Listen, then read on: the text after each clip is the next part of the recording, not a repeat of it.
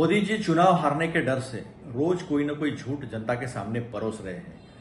उसमें ना उन्होंने जात धर्म किसी चीज को नहीं छोड़ा। उन्होंने कहा कि नाना पटोले जी ने राष्ट्रपति जी का अपमान किया। सही बात तो यह है कि देश की संसद लोकसभा, राज्यसभा और राष्ट्रपति जी से मिलकर बनती है और राष्ट्रपति जी प्रमुख है। तो आपने नई संसद के उद्घाटन के वक्त उन्हें न बुलाकर उनका अपमान किया है, संविधान का अपमान किया है।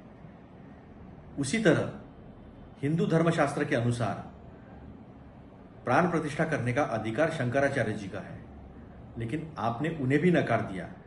और ऐसी भावना शंकराचार्य जी ने खुद बताई और जो धर्मशास्त्र जानने वाले हैं उन्होंने भी इस बात को सामने रखा।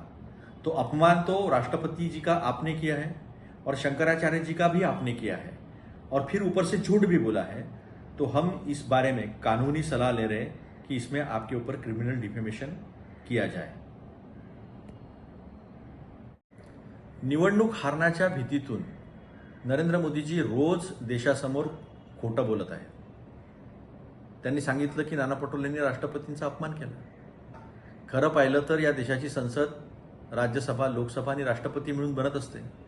त्याच्या उद्घाटनामध्ये राष्ट्रपतींचा हा पहिला अधिकार, पण आपण तो त्यांना अधिकार नाकारला म्हणजे आपण त्यांचा आणि संविधानाचा दोघांचाही अपमान केला।